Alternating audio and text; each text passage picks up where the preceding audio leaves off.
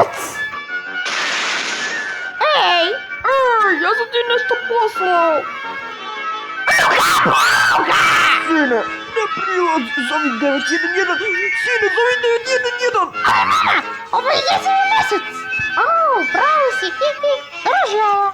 Hej, haha. Baba, ovo je jezivi mesec. To je jezivi mesec. Zdravo!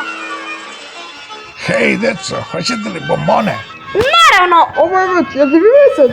To je istina. Ajde da pogledam horror film. Boga! Boga! Idemo na groblje.